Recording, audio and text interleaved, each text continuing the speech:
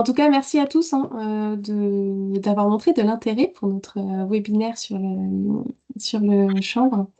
Donc moi, je m'appelle Anne-Gaëlle, je travaille chez Tram, que je vais vous présenter en quelques lignes après avoir admis les derniers participants. Donc Tram, c'est une association nationale de développement. Attendez, vous voyez plus mon truc. Désolée. C'est bon. TRAM, c'est une association nationale de développement agricole et rural, donc qui travaille au niveau national sur l'accompagnement de l'innovation collective en agriculture pour accompagner les acteurs des territoires dans les transitions. Donc pour cela, on a, on va dire, trois principaux axes stratégiques qui vont être le fait d'accompagner les facilitateurs des transitions, c'est-à-dire la montée en compétences des animateurs, des conseillers, des responsables associatifs. Voilà, tous ces acteurs finalement qui travaillent au cœur des transitions sur les territoires. On a également un laboratoire de transition dans le sens où on essaye de mettre en place et on accompagne des projets de recherche-action sur les territoires enfin, pour essayer de mettre en place et de développer des transitions agricoles et rurales plus respectueuses du vivant, que ce soit agroécologique, alimentaire, organisationnelle, humaine ou climatique. Et enfin, TRAM, on est un centre de ressources, c'est-à-dire que sur notre site internet, vous pouvez trouver beaucoup de ressources, que ce soit en termes d'outils d'animation, d'outils de formation, mais aussi de retours d'expérience et de partage entre pairs de collectifs agricoles qui travaillent ces transitions. Et donc, pour travailler ces trois axes stratégiques, on a quatre pôles thématiques, bientôt trois, bref, sur tout ce qui va être en lien avec la transition agroécologique, tout ce qui va être en lien avec la transition alimentaire, la transition organisationnelle et humaine, et enfin tout ce qui est valorisation des externalités positives de l'agriculture. Euh, pour faire tout ça, nous sommes combien? On est à peu près une équipe de 30 personnes. Donc nous sommes répartis sur le territoire national. Moi, je suis basée à Toulouse avec ma collègue Lucie, que vous devez aussi voir dans les participants. Mais voilà, l'idée, c'est qu'en fait, le siège social est basé à Paris, mais après, on va avoir vraiment une action sur le territoire national avec des antennes locales pour être au plus près de nos réseaux adhérents qui, je vous laisse voir, sont aujourd'hui composés de réseaux nationaux comme les Houblons de France, les Spiruliniers de France, mais aussi de réseaux territoriaux sur lesquels on peut retrouver par exemple la FRGDA Bourgogne-Franche-Comté, Carab et Canopée qui est basé en Bretagne, ou encore des réseaux de magasins de producteurs comme Boutique Paysanne pardon, en Occitanie. Donc finalement, ça fait quelques années déjà qu'on organise des rendez-vous R&D au sein de TRAM, puisque l'idée, c'est d'essayer de creuser différents types de sujets, que ce soit pour des raisons techniques, d'actualité, ou finalement de besoin de remontée de terrain qu'on peut voir, nous, soit à travers nos réseaux, soit à travers les groupes avec lesquels on travaille. Donc l'année dernière, on a réalisé deux webinaires autour de la haie, en présentant par exemple tout ce qui est contexte politique, la technique de la gestion durable et les voies de valorisation possibles.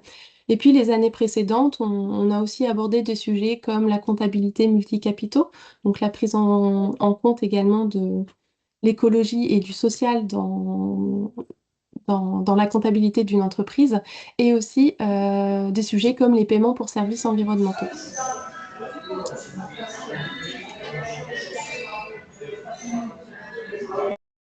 Désolée, effectivement, si vous pouvez penser à couper vos micros, ça peut être pas mal.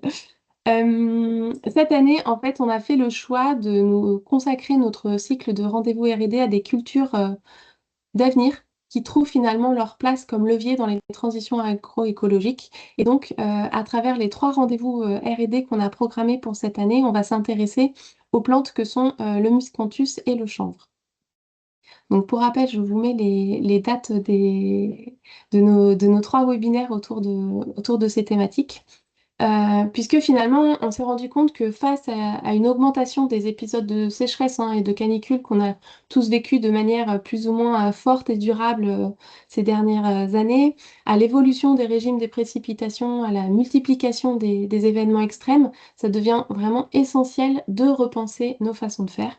Et finalement, ça nous contraint, ça nous oblige tous à évoluer et à nous permettre de redécouvrir des cultures qui ont parfois été oubliées et qui peuvent présenter de réelles alternatives intéressantes aux cultures dites plus traditionnelles, que ce soit pour répondre à des débouchés économiques, à des attentes sociétales ou carrément à des objectifs environnementaux. Donc aujourd'hui a lieu le premier rendez-vous R&D sur les atouts du chanvre et du développement de la filière chanvre en France. Je vous présenterai nos intervenants par la suite. Le prochain rendez-vous, c'est le 28 novembre, qui lui sera plus axé sur la culture du miscanthus et un témoignage d'agriculteurs qui travaillent avec cette plante-là. Et puis le 8 décembre, je vous réinvite sur la thématique du chanvre pour découvrir un partage, un retour d'expérience sur une démarche collective qui a eu lieu en Occitanie autour du chanvre. Donc, pour ce premier webinaire sur les atouts du chanvre, du développement à la filière en France, nous avons deux intervenants principaux qui sont Joël Dagneau d'Interchanvre et Julien Bonnet de Virgocop, qui vont, voilà, dans un premier temps, Joël va nous faire une introduction d'une trentaine de minutes, à la fin de laquelle vous pourrez poser différentes questions. Enfin voilà, échanger, rebondir suite à sa présentation. Puis enfin, Julien continuera la présentation et là aussi, je vous invite à poser des questions si vous le souhaitez au cours du webinaire. Vous avez normalement accès à la conversation ou alors à l'outil Q&R qui est questions-réponses où vous pouvez poser voilà, en direct vos questions et puis on prendra des petits temps si besoin. Si certains souhaitent s'exprimer de vive voix pour poser une question, vous pourrez activer vos micros pour échanger là-dessus. Donc, merci à tous. Désolée encore une fois pour ce petit bug de démarrage de webinaire. J'arrête mon partage et puis c'est Joël qui va partir avec sa présentation pour toute cette phase d'introduction. Merci beaucoup Anne-Gaëlle. Alors, vous allez me dire si vous voyez bien, on a fait le test tout à l'heure, ça fonctionnait. Est-ce que vous voyez bien mon écran? C'est en cours de chargement de mon côté. Donc ça arrive. Ok, c'est parfait pour moi. Et C'est il y a des parfait, petits pouces qui se lèvent, donc c'est bon. c'est bon, merci. Merci beaucoup Anne-Gaëlle, merci Tram pour l'organisation de ce webinaire et puis pour nous laisser l'opportunité d'échanger sur la filière chanvre, une filière dont je travaille depuis 4 ans en tant qu'attaché de direction et donc j'ai le plaisir de porter la parole parce que c'est une filière, vous allez le voir, et j'espère découvrir ou redécouvrir plein de potentiel et plein d'intérêts.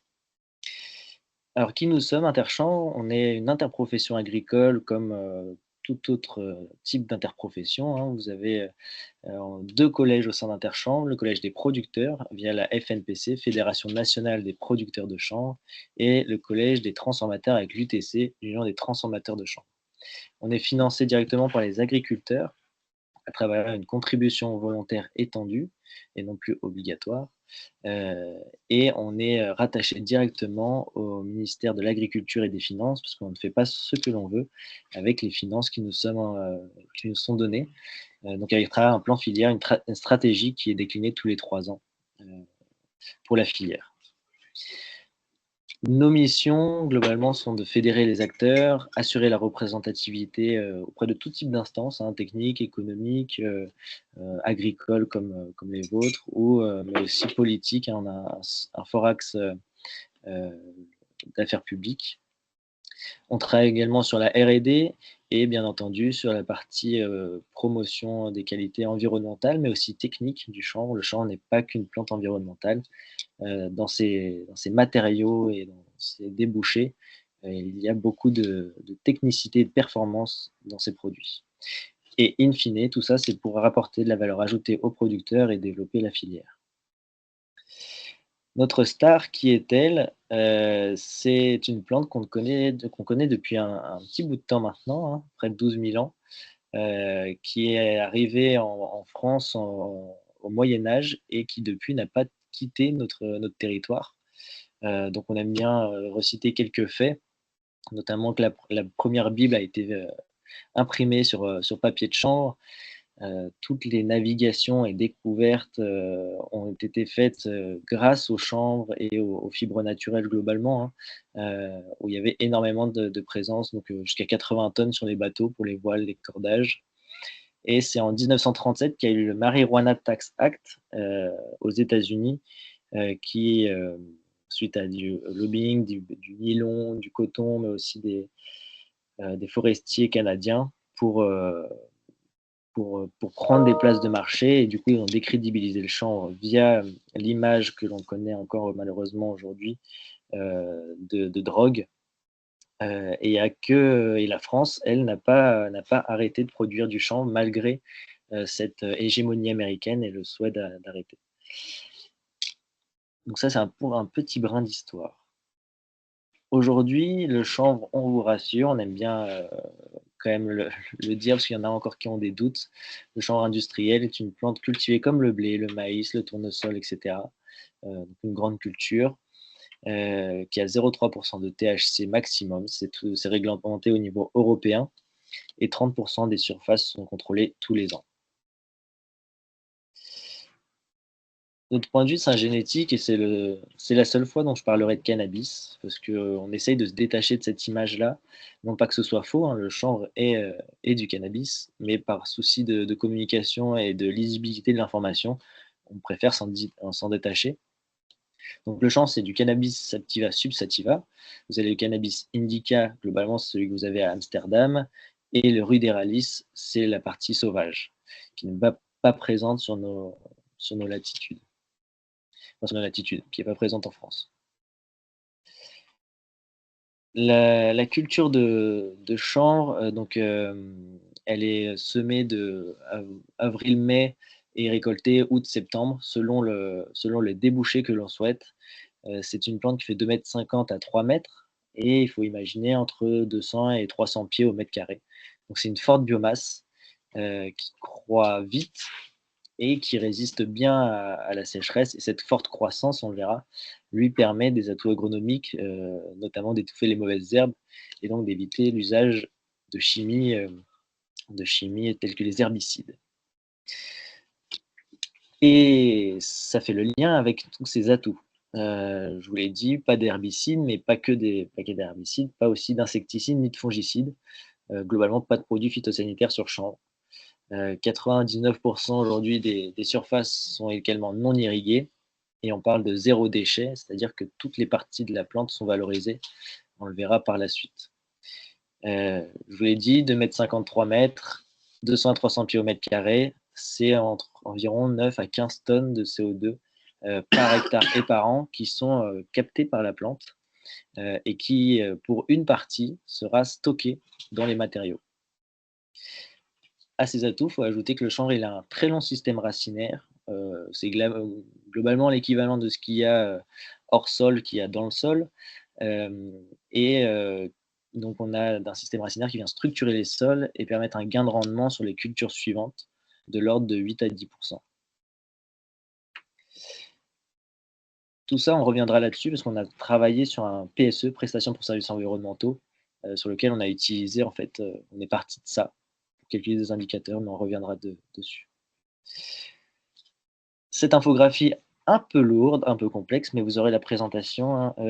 Ce qu'il faut retenir dedans, c'est issu du Varenne de l'eau et d'une étude dans le cadre du Varenne de l'eau. On voit un peu une comparaison des cultures et de leurs caractéristiques. Donc ici, ce qu'il faut retenir sur le champ, c'est son faible besoin en eau. Et également, le fait que c'est une des seules cultures, voire la seule culture annuelle sans produits phytosanitaires sur le cycle cultural. Au niveau des marchés, donc je vous l'ai dit, le champ, zéro déchet, enfin on parle de zéro déchet, c'est-à-dire qu'on a 3 parties 3 produits valorisés sur le champ, la graine, la chènevotte et la fibre. Chènevotte plus fibre est égal à paille, globalement. Et le travail des chanvrières, dont Virgocop, que vous allez découvrir tout à l'heure, c'est de séparer ces 2 éléments. C'est de séparer la chènevotte de la fibre.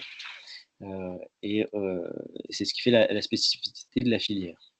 La tendance aujourd'hui, c'est qu'on a des marchés historiques qui font les volumes. Donc, sur la graine, l'alimentation animale, sur la chaîne vote, la litière, le paillage, et sur la fibre, les papiers spéciaux. Tout l'enjeu aujourd'hui, c'est d'aller vers des marchés qui répondent à des besoins sociétaux et qui répondent aussi à une meilleure valorisation de la matière. Mais qui dit d'aller sur ces marchés, dit de la R&D, dit du temps de formation, dit des investissements, etc. Donc ça prend plus de temps. Et quels sont ces marchés? Donc sur la graine, c'est l'alimentation humaine, la cosmétique. Sur la chaîne vote, c'est le granulat pour le béton de chanvre, un marché qui est en très fort développement et qui est pratiqué par quasiment toutes les chanvrières. La fibre, c'est l'isolation, dit l'isolation souple, donc laine de verre, c'est l'équivalent de la laine de verre mais en laine de chanvre. C'est équivalent d'un point de vue physique, mais d'un point de vue performance et confort d'application, ça n'a rien à voir. Et écologique aussi. Et sur la partie plasturgie également, aujourd'hui vous avez près de 12 millions de véhicules qui circulent avec du chanvre, donc je ne sais pas s'il y en a qui ont des voitures pour ce webinaire, si vous avez une Peugeot, une Citroën, même une Land Rover, une Renault, vous avez de fortes chances d'avoir du chanvre dans votre tableau de bord. La dernière en date, c'est la dernière R5 électrique qui l'intègre. Et le textile et géotextile, qui sont aussi des marchés émergents et en croissance. La poussière, elle, donc qui est le résultat de la transformation, est valorisée en compost ou méthanisation. Et donc au niveau de la filière, on a des moyennes de 1 tonne de chène-vie, donc la graine. Si vous parlez à un pêcheur de chène-vie, il connaîtra globalement. Les rendements paille sont dans l'ordre de 6 tonnes 5, voire 10 tonnes si on fait un focus que paille. Puisqu'on peut soit avoir une récolte mixte, c'est-à-dire récolte graines plus paille, soit que paille. On a sorti, mais alors maintenant, il y a en 2020, un guide de culture. Ce guide de culture, il est en train d'être mis à jour et qu'on sortira à notre congrès en janvier 2026. J'en reparlerai. Mais les informations que vous avez sur celui-là sont encore actuelles. Où se situe le chanvre en français dans le monde, et même en France? Donc pareil, ces cartes, on est en train de les mettre à jour. Ce qu'il faut retenir, c'est que le chanvre français, donc la France, on est le 2e pays producteur mondial, derrière la Chine. La Chine est très orientée textile. Nous, on est très orienté tout, c'est-à-dire qu'on valorise toutes les parties de la plante. Et le 3e pays, c'est le Canada, qui est très orienté graines. Pour vous donner un ordre d'idée sur la jeunesse de la filière, c'est que les États-Unis ont réautorisé la culture du chanvre industriel seulement en 2018. Et donc c'est vraiment très très jeune dans certains pays.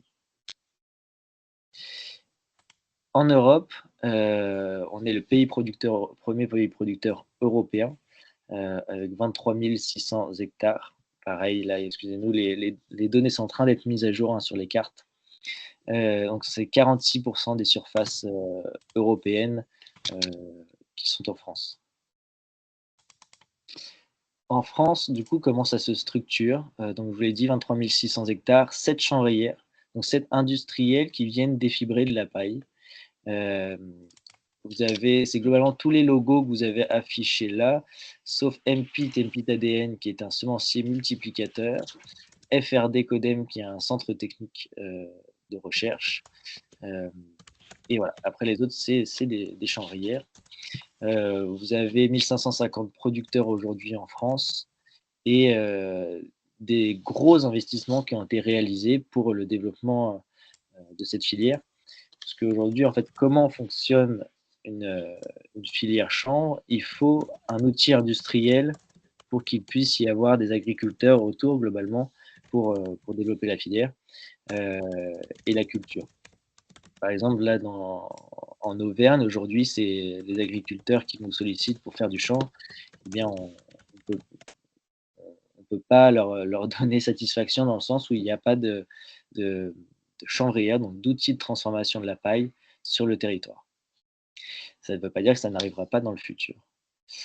Toutes ces chanvrières, du coup, transforment la paille. La plupart travaillent aussi la graine et certaines ont des spécificités. Donc, vous avez par exemple Cavac Caraïbes Biomatériaux qui, eux, donc Caraïbes Biomatériaux est rattaché à la coopérative généraliste Cavac, un gros groupe, et eux, ils se sont spécialisés sur les isolants souples dont je vous parlais tout à l'heure. Et ils ont fait des investissements tout pour doubler leur capacité de production avec une nouvelle ligne de nappage, donc pour faire les isolants, qui a été inaugurée. La Chanvrière, pareil, ils ont investi près de 32 millions d'euros il y a maintenant 4 ans pour doubler leur production, leur production. Ils ont un nouveau site qui va émerger dans les Ardennes. Planète Chanvre est en train de poser la première pierre de son usine pour tripler également sa production. Gatti Chanvre est une chanvrière qui vient de se relancer en 1er janvier 2024. Ils ont repassé leur premier ballot. Et vous avez des projets également, des Chanvres de l'Atlantique qui vont avoir une ligne de teillage. Géotex, je crois que vous allez voilà, découvrir peut-être dans un prochain webinaire, qui est sur les géotextiles et qui va transformer le chanvre pour les géotextiles. Et Virgocop, je ne spoil pas, vous allez tout découvrir après, mais qui est très intéressant également. Donc voilà la structuration. Première moitié nord, majoritairement, c'est majoritairement dans la première moitié nord, mais il y a des projets dans le sud aujourd'hui qui se développent. Et donc je vous parlais de ces investissements, ça a été réalisé plus de 200 millions sur les 5 dernières années. Et l'objectif, donc, c'est de continuer ces investissements, parce que la filière chanvre nécessite des outils de transformation, comme je vous l'ai dit, et ces outils de transformation sont assez onéreux, tout comme la R&D qui va avec. Donc les filières, c'est en croissance, la filière chanvre croît. On a multiplié par 3 en 10 ans et l'objectif, c'est de multiplier par 2 d'ici 5 ans. Mais pour ça, en fait, on a besoin de mieux rémunérer l'agriculteur. Aujourd'hui, l'agriculteur est globalement rémunéré à hauteur d'une légumineuse, et l'objectif, ce serait que ce soit l'équivalent d'une céréale. Et c'est pour ça qu'au niveau de la filière, on a beaucoup réfléchi. Comment valoriser les atouts environnementaux du champ? Est-ce que c'est le label bas carbone? Est-ce que c'est une autre solution? Et on a découvert les PSE, donc les paiements pour services environnementaux ou prestations pour services environnementaux. Pour ceux qui ne connaissent pas, globalement, c'est une méthode du ministère de l'Agriculture où c'est valoriser une action qui est bénéfique pour les écosystèmes, pour les agriculteurs. Et donc nous, ici, l'action bénéfique, c'est le chanvre, de par ce que je vous ai présenté tout à l'heure. Il y a des PSE aujourd'hui, différents types de PSE, les PSE privés et les PSE publics, majoritairement des PSE publics aujourd'hui qui sont réalisés, qui sont portés par les agences de l'eau sur des échelles assez locales et qui nécessitent souvent des diagnostics d'entrée. Nous, la stratégie aujourd'hui qui a été choisie, c'est de faire des PSE donc, privés, c'est-à-dire à destination d'entreprises privées, portées par la filière et à une échelle nationale avec un principe de solidarité où on va donc répartir l'ensemble des fonds récoltés sur l'ensemble des chanvriers. Et ces deux dispositifs sont compatibles depuis le 1er janvier 2025. On a regardé le champ, enfin on regarde depuis un moment, mais on l'a étudié pour voir par rapport aux ODD, aux objectifs du développement durable de l'ONU, à combien il y répondait. Et donc on a vu qu'il répondait à 10 d'entre eux. Et on s'est attardé sur 3 d'entre eux.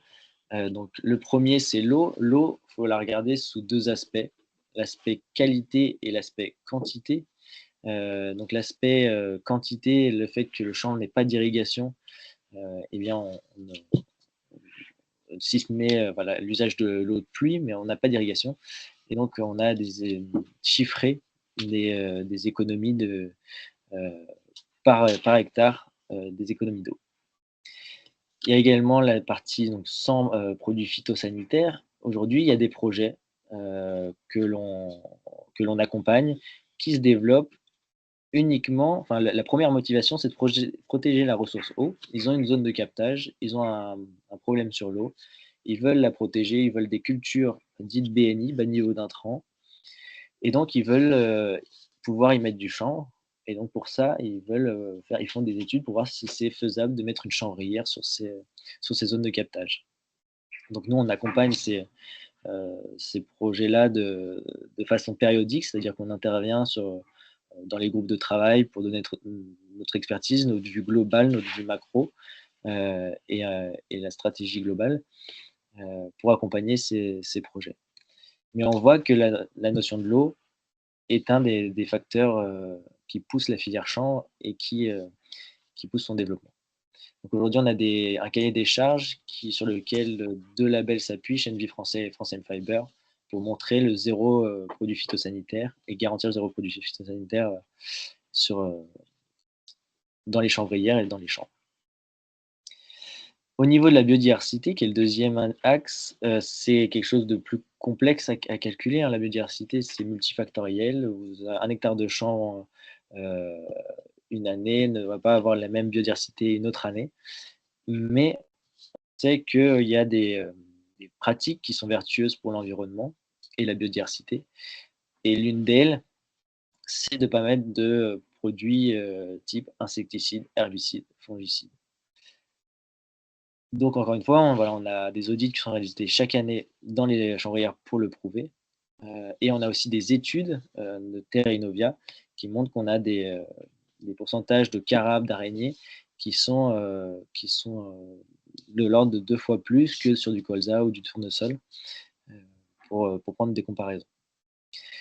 Les certificats d'économie de produits phytosanitaires, on est sur 2,1 CEPP, mais on est en train de voir pour réévaluer ce chiffre, parce qu'on n'a pas du tout de produits phytosanitaires sur champ, et pour nous, il mériterait d'être mieux évalué. Donc ça, c'est en cours. Le dernier axe, c'est l'axe carbone. On a parlé de biomasse, de forte biomasse, de marché, et dans ces marchés, eh bien, vous avez des marchés dans lesquels le chanvre ne va pas être brûlé ou réémis directement. Et donc, on a le béton de chanvre, les isolants souples, la plasturgie et le textile, qui sont les 4 marchés principaux.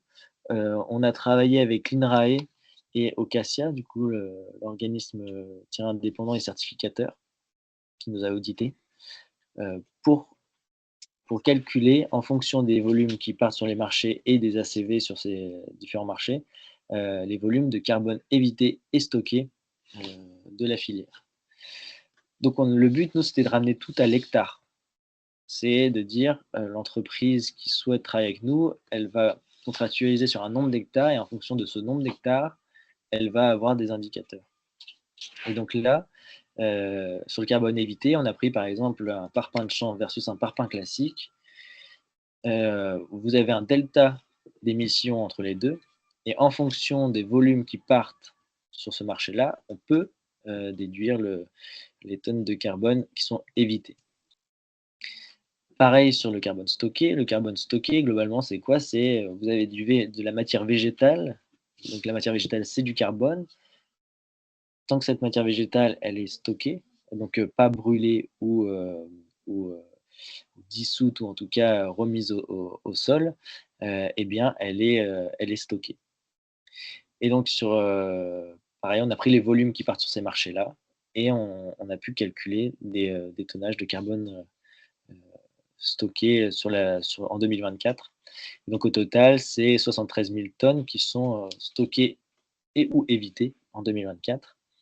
Donc c'est l'équivalent de 8 000 Français, quasiment l'équivalent de tour du monde en voiture, quelques smartphones et beaucoup de jeans en équivalent d'impact CO2.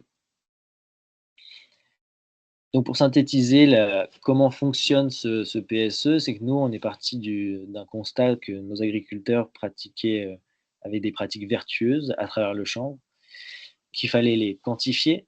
Donc on les a transformés en indicateurs pour ensuite que ce soit compréhensible par des entreprises, que ces entreprises achète ces indicateurs et qu'on puisse le reverser ensuite aux agriculteurs. Et que tout ça, nous, on soit en coordination de cet ensemble-là. Cette présentation, elle est non exhaustive, mais voilà, je vous invite, si vous voulez déjà poser vos questions là dans le webinaire, avec grand plaisir pour y répondre. Et sinon, je vous invite à venir. On a organisé le congrès du chanvre All Hemp, qui est le 3e. Le précédent était au Sénat et cette année, ce sera à l'Académie du climat. 12 et 13 janvier, on aura 2 jours dédiés à la culture du chanvre. La première journée, on balayera l'ensemble des sujets chanvre, de chaque matière, mais aussi d'un point de vue agronomique. Le J2, où on a 4 événements en simultané sur le textile, l'alimentation, la construction et la dynamique des territoires, avec des exemples dans les territoires qui sont faits. Parce que chaque territoire développe la filière chanvre, mais pas forcément de la même façon, tout à fait, selon les besoins. Et donc voilà, vous êtes les bienvenus, et si vous voulez en savoir plus à la fois sur le congrès et nos réseaux, je vous invite à scanner ce QR code. Donc j'en ai fini, je place aux questions. Bah, merci beaucoup, Joël. Alors, juste avant la question qui est posée dans le chat, effectivement, tu as parlé de Géotexte, donc ils vont intervenir au webinaire sur le chanvre du mois de décembre. Et pour tout ce qui est PSE, paiement pour services environnementaux, alors pas forcément que sur le chanvre, mais nous, on a enfin, je vous invite à aller voir notre centre de ressources à Tram, parce que c'est un sujet qu'on travaille depuis quelques années. On a pas mal de ressources entre des retours d'expérience, des études de projet, des webinaires. Donc voilà, ça pourrait être un complément sur ces notions-là. Et après, il y a 2 questions pour l'instant dans la conversation, Joël. La première, c'est, tu sais, tu as parlé dans l'axe 2 sur la biodiversité des CEPP. Et Ouais. du coup, la question était comment a été calculé ce CEPP, si tu as l'information. C'est une très bonne question. On se pose la même question, pour être honnête. En fait, les CEPP, c'est quoi? C'est aujourd'hui les coopératives vendent des produits phytosanitaires et elles vont devoir atteindre un certain niveau de CEPP, de certificat d'économie de produits phytosanitaires, s'ils ne veulent pas être pénalisées globalement. Alors, ce n'est pas encore monétisé, mais elles vont avoir des CEPP via les cultures qu'elles font notamment. Et donc, selon la façon dont quelle culture et selon la façon dont elles guident une culture, elles vont avoir différents CEPP. Et sur le chanvre, donc en fait, il faut faire des fiches. Il y a une fiche, une trame de l'INRA qui est à compléter. C'est validé par le ministère et par l'INRA. Et après, la méthode de calcul derrière est assez floue, pour être honnête. On a fait parce que pour nous, 2,21, c'est pas suffisant pour une culture où il n'y a pas de produits phytosanitaires. La logique, j'espère que vous en conviendrez, que pour un certificat d'économie de produits phyto, une culture qui n'a pas de phyto, c'est très bien. Sauf qu'aujourd'hui, c'est pas suffisamment valorisé par rapport à d'autres cultures, il nous semble. Donc on ne sait pas exactement comment c'est calculé dans la finesse, en tout cas. Désolé de ne pas avoir de réponse précise sur Merci. Effectivement, la question sur le matériel spécifique pour la culture du chanvre, Julien va aborder ça dans sa présentation. Donc, pareil, j'inviterai à suivre la deuxième partie. Après, il y a des questions plutôt sur les PSE publics et privés. Mais là, enfin, je vais chercher moi des infos sur le centre de ressources de Tram et je vais vous le partager. C'était est-ce qu'une collectivité peut contractualiser à la fois un PSE public et privé? Nous, on a de l'info là-dessus, donc je vais vous partager ça. Et une dernière question, du coup, je prends. Le CEPP n'entre-t-il pas en contradiction avec les allègements de contraintes liées à la promulgation de loi du plan? Joker. J'avoue, je ne sais pas. Là-dessus, je ne sais pas. S'il y a des personnes, des participants qui souhaitent Oui, répondre, n'hésitez pas à répondre en tout cas à cette question dans la conversation. Julien, je te laisse enchaîner avec ta partie. Très bien, Donc là, merci. pareil, je vous invite à poser Oui, des allô? questions dans la conversation, puis au fur et à mesure, on y répondra. Alors brièvement, moi je m'appelle Julien Bonnet, je viens du monde de la recherche. J'avais 20 ans de R&D dans le monde des plantes, en partie dans le public et en grande partie dans le privé. Et puis j'ai bifurqué il y a 5 ou 6 ans, enfin presque plus de 6 ans déjà, vers le chanvre,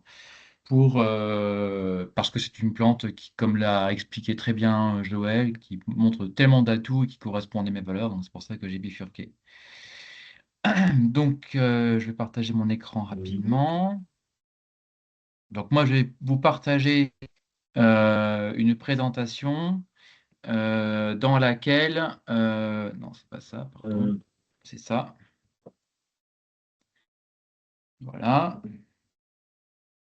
Donc, en fait, moi, je vais aborder la filière On champ. avait été fait, mais il Pardon? n'avait pas vu la faute, c'est ça.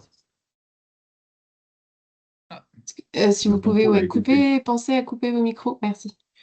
bon, voilà, je vais vous présenter voilà, un peu une image de ce que peut être le chanvre. Alors, je mesure 1,83 m, donc vous voyez un peu derrière la hauteur de la plante. Donc, c'est une plante qui est assez haute, en effet, comme l'expliquait Joël, et qui présente beaucoup d'atouts. Alors, brièvement, je fais un petit rappel imagé, du coup, pour le coup, sur la partie histoire du chanvre.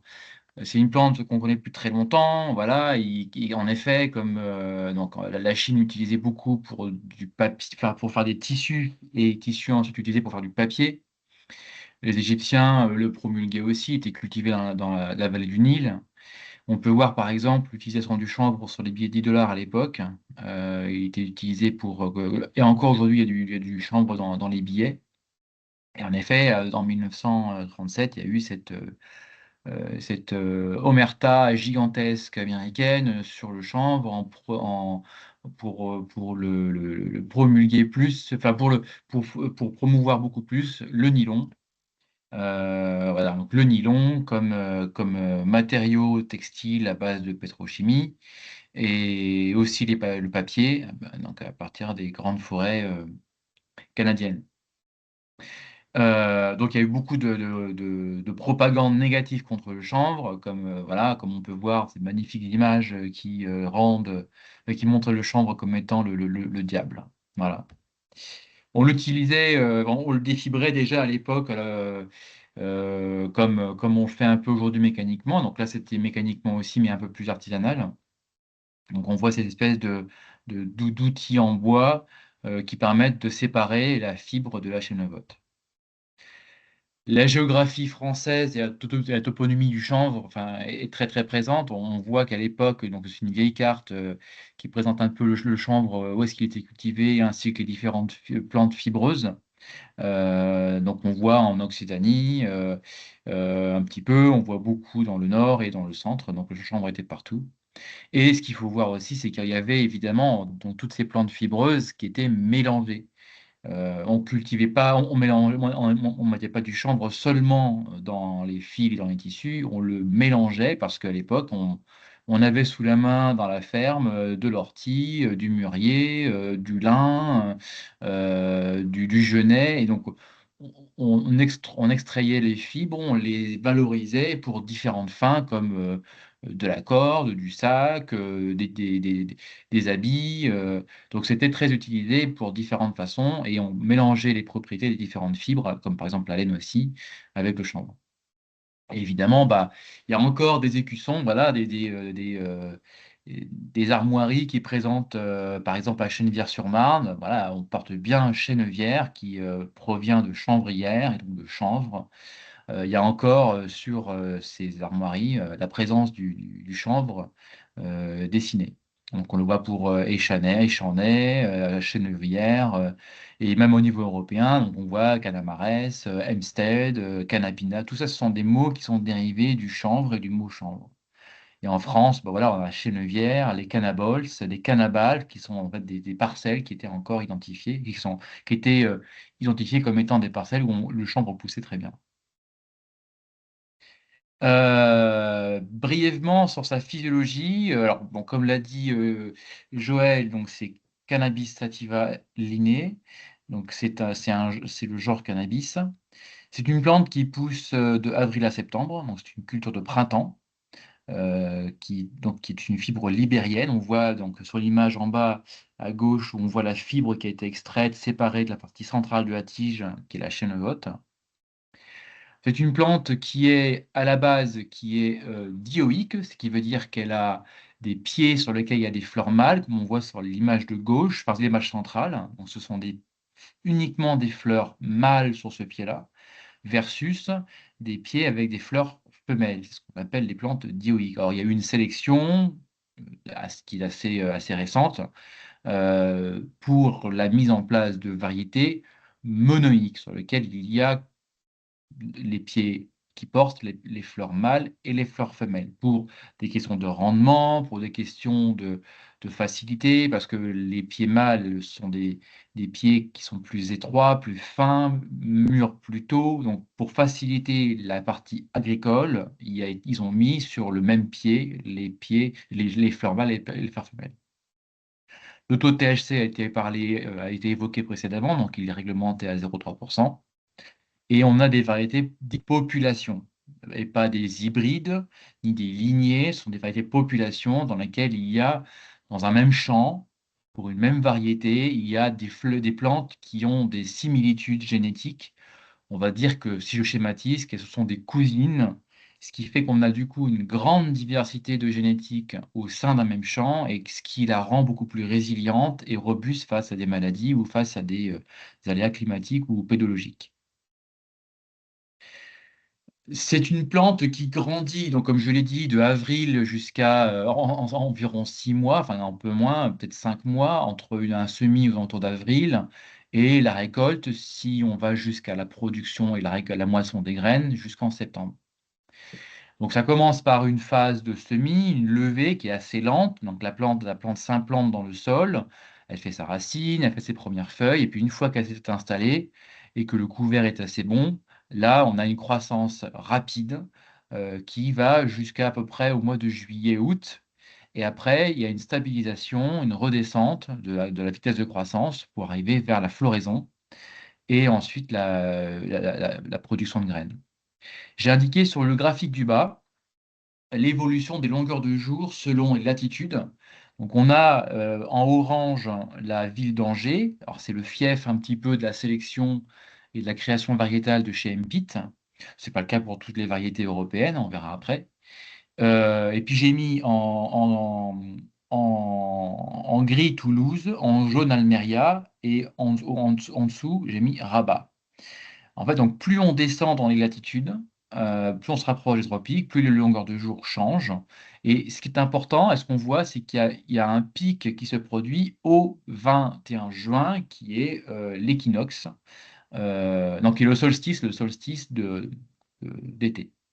Et donc c'est à ce moment-là vraiment qu'il y a une induction de la mise à fleur qui se fait. Donc les capteurs solaires que sont les feuilles captent les différences de longueur de jour, et là la plante se met à fleurir. Donc elle arrête sa croissance rapide, et donc on arrive au moment de la floraison. Alors ça, la floraison n'intervient pas tout de suite. C'est à ce moment-là que la plante ralentit sa croissance et va vers une floraison. C'est une plante de jours courts et une plante de température. C'est une plante qui a besoin de chaleur pour grandir et avoir un rendement optimum. Donc, on voit que cette plante, elle a un zéro de végétation à 1 ou 2 degrés, et elle est sensible au gel à moins 5 degrés. Donc, quand il fait 1, 2 ou 0 degrés, la plante s'arrête de grandir. Alors, ce n'est pas optimal, mais on peut avoir cela quand on est au début du cycle de croissance. La plante ne gèle pas, mais elle a un arrêt de végétation. Alors, évidemment, quand on fait un semis dans un sol qui est réchauffé, environ 12 degrés, et c'est ce qui conduit vraiment à favoriser un bon démarrage de la plante. Son optimum est à environ 19 degrés, 19-25 degrés, et elle a un temps de croissance qui est, alors, j'ai indiqué ici dans le petit carré en bas à gauche, temps de croissance, une plante pour atteindre 90 cm, il lui faut 30 jours à 19 degrés, ou bien il lui faut 90 jours à 10 degrés. Donc évidemment, la durée est importante, ce qui fait qu'on perdra du rendement si on est en température faible. Donc la levée, alors je parle ensuite en degrés jour. Alors plutôt que de regarder les 5 cases qui sont en bas, on va regarder le graphique qui est en bas à droite. En fait, ce graphique-là, ce qu'il faut voir, c'est que c'est le gain, en ordonnée, on a le gain de hauteur de la plante, et en horizontal, en abscisse, on a les dates. Donc on voit en fait qu'on a un pic de vitesse de croissance aux alentours de mi-juin. Donc c'est là, en effet, comme je le disais, au 21 juin, on a le maximum de croissance, de vitesse de croissance, et après, ça ralentit. Donc on a une phase de croissance beaucoup plus lente vers la fin. Et sur le graphique du haut, c'est un peu similaire. Donc, on a la même courbe que j'ai affichée pour Toulouse, donc, qui sont les degrés jours. Alors, les degrés jours, c'est en gros, la formule est indiquée en bas à droite, c'est très simple, c'est une moyenne entre le maximum et le minimum de température, et on enlève la température ou de zéro de végétation, le fameux 1 ou 2 degrés. Et donc, ce qui se passe, c'est on voit que la plante a une croissance qui est assez rapide au mois de mai-juin, voilà. Et à partir de mi-juin, elle commence à ralentir. Il y a une inflexion de la courbe. Et c'est à partir donc c'est les degrés jour. Et le trait vert indique le moment où on fait la fauche de la plante pour arriver pour pouvoir faire l'extraction des fibres. Évidemment, l'eau est importante. Alors, on dit toujours que le chanvre est une plante qui n'a pas besoin de beaucoup d'eau. Elle a quand même besoin d'eau, malgré tout. Donc, si vous êtes sur un sol très ressuyant, par exemple des sols sableux, évidemment, la plante aura du mal à grandir parce qu'elle n'aura pas sa capacité à choper la flotte. De la même façon, s'il y a trop d'eau, c'est pas bon non plus. Donc, il est indiqué que pour une tonne de masse sèche, il faut 30 à 50 mm d'eau sur l'ensemble du cycle végétatif. Donc, si on veut faire 9 tonnes, ben, il faut multiplier par 9. Évidemment, s'il y a un déficit hydrique, par exemple, il y a des années où on a un mois de mai ou un mois de juin qui sont assez pauvres en pluviométrie, c'est très impactant pour le rendement. De la même façon, si on a un déficit hydrique pendant la floraison, évidemment, ça avance la mise à graines et ça baisse le rendement de graines. Comme pour beaucoup de cultures, quand on n'a pas l'eau qui arrive au moment du remplissage du grain, on a forcément des baisses de rendement. Et évidemment, quand on a une pluviométrie importante entre le semis et la levée, eh ben, on a des densités qui sont plus faibles et donc des croissances ralenties. Évidemment, on a des glissements, on a des coups de battance qui peuvent se produire et qui ralentissent ou qui réduisent beaucoup les rendements. Il y a au catalogue européen environ 80 variétés, ça évolue. Et en France, on a un peu moins de 20 variétés au catalogue français qui sont vendues principalement par la société coopérative Hempit, qui est dans l'Anjou. Alors, il se passe qu'il y a des sélectionneurs qui sont en train de se créer en France et en Europe, donc ils vont créer des variétés qui seront disponibles aussi au catalogue français. Atout agronomique, tu en as parlé un petit peu, Joël, peu sensible aux maladies, c'est une plante étouffante. C'est très intéressant, ça, en particulier par rapport à des éleveurs qui veulent se débarrasser de rumex ou de xanthium ou de chardon. Donc, c'est très intéressant pour ça. Il y a une racine pivot qui peut descendre à 1,50 m sous-sol, qui aide à structurer les sols. Peu de fertilisants, un peu de fertilisation azotée quand même, parce que sinon la plante ne pousse pas, on le verra après. Et ce qui est intéressant, c'est qu'elle restitue quand même pas mal d'éléments minéraux. En fait, la plante, quand elle pousse, on l'a vu un peu sur le schéma et on le verra sur les photos plus tard, quand elle pousse, toutes les feuilles tombent au sol et alimentent en minéraux ce qui a été pompé dans les sous-sols. Dernier point que je veux par rapport à la slide que je peux apporter, c'est que c'est une plante qui existe, enfin, qui permet de faire des symbioses mycorhiziennes avec des champignons. Et pas des bactéries, je parle de champignons. Donc ça, c'est un atout aussi, c'est intéressant parce que ça permet d'apporter de la vie à la fois en champignons, mais aussi d'apporter des bénéfices à la plante elle-même comme le chanvre, mais aussi aux plantes suivantes qui viendront dans le cycle. Je passe ce schéma parce que tu l'as présenté. Itinéraire technique du chanvre, donc je l'ai dit, voilà, on sème en avril-mai en fonction des températures de sol, donc environ à 12 degrés. En fonction des itinéraires textiles ou itinéraires plutôt techniques, les densités au sol, en termes de plantes au mètre carré et donc de kilos par hectare à semer, sont variables. Donc j'ai indiqué ici 70 kg/hectare pour un itinéraire textile, vraiment à forte densité. Donc à 70 kg/hectare, on a environ 300 plantes au mètre carré. Il faut semer à 1 cm au sol. C'est une plante qui a besoin d'avoir une terre bien fine, bien ressuyée, un sol à 12 degrés, et un pH qui ne descend pas en dessous de 6,5 et ne dépasse pas 8. Donc ça, évidemment, quand on est trop acide dans les sols, on peut choler pour réaugmenter le pH. Et c'est une plante, je verrai après plus tard pour la fertilisation, qui a besoin d'azote, malgré tout. Croissance rapide au mois de juin, voilà, environ 1000 degrés jour pour arriver à la floraison. Et quand on a la pleine floraison, alors la floraison intervient selon les variétés, plus ou moins précocement. Il y a des variétés très précoces, d'autres plus tardives. Ce qui veut dire que précoce, ça veut dire que la floraison intervient, par exemple, à la mi-juillet, ou tardive, plutôt à la mi-août. Ce qui conduit à avoir une production de graines plus précoce ou plus tardive. Évidemment, quand on veut une précocité tardive, ce qui veut dire qu'on a plus de masse végétale, de tiges présentes dans le champ, c'est intéressant pour des débouchés type fibre ou type chêne-vote. Et ensuite, la fauche intervient. Alors, je parlerai plus tard en termes d'image et en termes d'outils utilisables pour la fauche ou pour la moisson. Un point important qui est commun à l'itinéraire graines plus fibres qu'on a en haut ou l'itinéraire fibre textile qu'on a en bas, c'est le rouissage. Alors, le rouissage, on verra des images plus tard, c'est l'implication après fauche des champignons du sol dans la séparation des fibres versus chêne-vote. Donc les fibres qui sont à l'écorce de la tige sont séparées du centre de la tige pour démarrer l'étape de défibrage des pailles. Et après, on roule une balle, soit en balle ronde, soit en balle rectangulaire, suivant les itinéraires et suivant les machines qui vont le défibrer. Donc pour un rendement optimal du chanvre et d'autres cultures évidemment, il faut moins travailler le sol idéalement. Les rotations sont nécessaires et même indispensables pour le chanvre. Il y a déjà des tests qui ont été faits de chanvre sur chanvre pendant 12 ans. On obtient des problèmes de botrytis, de certains orobanches qui viennent pénaliser un peu la culture de chanvre. On peut réaliser, quand on fait de l'agriculture de conservation, des couverts permanents et on peut utiliser, ça se fait au Canada par exemple, des couverts permanents dans lesquels on peut semer le chanvre.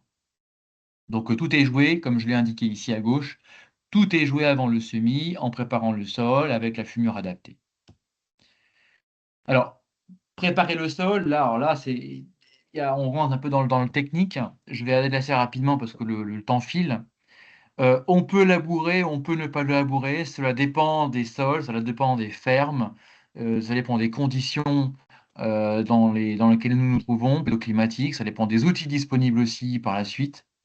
Donc, préférentiellement, moi j'ai tendance à préférer à dire vers le non-labour, mais c'est pas toujours évident, c'est pas toujours possible, donc il faut évidemment, tout est modifiable et optimisable.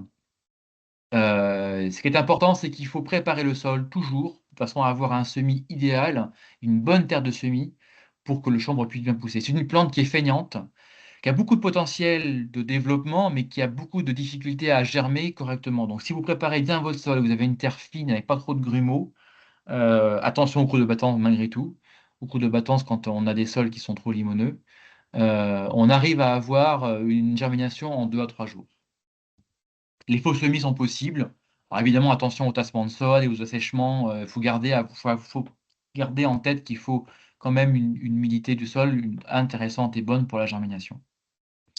Donc j'indique les sols vivants. Alors voilà, il faut avoir des sols type limonsin, argilo-calcaire. C'est assez flexible. Il faut peu de cailloux quand même, malgré tout. Attention aux précédents, parce qu'en fait, si on a des précédents, par exemple maïs, et qu'on a des résidus dans le sol, ça peut affecter la bonne germination et la bonne croissance du chanvre. Voilà, donc il ne faut pas de corps étranger, des sols ressuyés. Le chanvre déteste, je le redis une fois, déteste les sols hydromorphes. Le chanvre qui a les pieds dans l'eau, c'est impossible. Le chanvre ne grandira pas. J'ai vu des parcelles déjà qui ont germé sur le sol hydromorphe et qui sont retournées au sol assez rapidement parce que la plante ne déteste les sols hydromorphes. Trop d'argile, c'est pas idéal non plus. Trop riche non plus. Un sol trop riche, c'est un sol qui conduit à avoir des maturations de fibres trop lentes. Et des plantes, souvent, quand il y a trop d'azote, par exemple, des plantes qui vont trop haut et qui ont tendance à faire de l'averse. Sol acide, très mauvais, il faut choler. Et évidemment, quand a des précipitations trop importantes après le semis, c'est très pénalisant, et comme pour beaucoup de cultures. Les couverts sont possibles. On peut avoir des couverts. Alors, j'ai indiqué à droite un petit peu des exemples d'investigation racinaire de différentes plantes, de couverts végétaux. Donc, on voit qu'il y a des descentes très, très profondes pour certaines espèces. C'est important de voir ça parce que le couvert a une capacité à explorer le sol, à préparer les sols et à aussi apporter des exudats racinaires ou des apports au sol qui sont très intéressants pour les cultures. Donc, c'est valable pour toutes les cultures, mais c'est valable aussi pour le chanvre. Et à gauche, donc, il y a un tableau qui indique les différents types de couverts qu'on peut utiliser. Alors, on peut faire des couverts simples, mais de plus en plus, on va faire des couverts multiples qui ont des avantages combinés en fonction des types de combinaisons de plantes qu'on peut utiliser, qu'on utilise. Il est recommandé de ne pas faire de moutarde parce qu'en fait, elle a une capacité à lignifier facilement et à créer des fins d'azote. Et donc, le chanvre, pour ça, est quand même très, très sensible. L'azote étant un des éléments importants pour favoriser les rendements. Les rotations sont nécessaires, évidemment. On fait rarement du chanvre sur chanvre, plutôt des rotations à 5 ans. Alors, j'ai indiqué deux rotations d'exemples qui peuvent exister, mais c'est très, très. Il y a plein de possibilités en maraîchage, en grande culture. On peut l'utiliser. J'ai des arboriculteurs qui l'utilisent, des viticulteurs qui l'utilisent aussi en interrang. Voilà, il y a plein de possibilités d'utiliser le chanvre. C'est une très bonne méthode de rotation qui permet de structurer les sols et de couvrir les sols et aussi de nettoyer les sols. Pour ça, c'est vraiment très positif. J'ai pas mal d'éleveurs, par exemple dans le Cantal ou dans le nord de l'Aveyron, qui utilisent le chanvre comme étant une plante qui va nettoyer les rumex qui pénalisent beaucoup leurs parcelles. La fertilisation, alors j'ai pas mal d'agriculteurs au début qui voulaient faire l'impasse sur l'azote parce que trop cher, parce que pas évident, parce que pas disponible, etc. C'est évident que l'impasse sur l'azote était très pénalisant sur la partie rendement. Donc c'est clair que l'impasse conduit à des rendements très très faibles. Donc il faut beaucoup d'azote, enfin beaucoup, il faut un peu d'azote quand même, donc la plante a besoin d'environ 100 à 120 unités. Et elle en relargue, comme on le voit sur le graphique de gauche, elle en relargue à peu près la moitié. Donc si on lui fournit 120, elle relargue 120 dans le sol avec les feuilles et les racines qui restent au sol. Les urées ne sont pas idéales parce que les uréases, au moment de la minéralisation, enfin les moments où on met l'azote, ne sont pas idéales pour la minéraliser et la rendre disponible pour la plante. Le phosphore est important, le potassium aussi, magnésium, soufre, calcium, en particulier pour le choulage. Il ne faut pas faire d'impasse sur les minéraux. En fait, pendant longtemps, on expliquait qu'il ne fallait pas trop mettre de potassium ou de phosphore, que les sols étaient suffisamment pourvus pour le chanvre. Malgré tout, il ne faut pas faire d'impasse parce qu'on se rend compte que les rendements sont vite affectés par ces manques-là. Le chanvre est très, très, très sensible vraiment au type de sol. Un sol qui est trop riche ou un sol qui a été labouré trop fort ou des semelles de labour, on voit très, très vite les variations d'enracinement et des limitations de rendement. En AB, c'est possible, on peut utiliser des fumiers. Alors, il faut faire attention évidemment à la vitesse de minéralisation des différents produits qu'on utilise. Donc, des déchets verts, des fumiers un peu jeunes ou des composts sont un peu longs à minéraliser, donc il faut appliquer longtemps à l'avance, ou à l'inverse, quand c'est des fumiers qu'on met déjà minéralisés, on peut les pendre beaucoup plus tôt.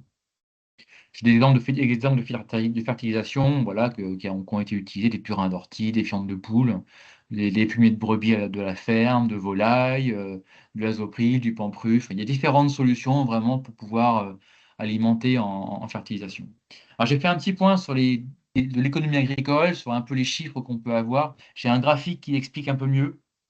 En gros, en fonction de ce que l'on applique en termes enfin, ce qu'on utilise comme mécanisation plus ou moins importante, suivant les fermes, suivant la préparation des sols, si on moissonne ou pas, on peut avoir des marges nettes ou brutes variables.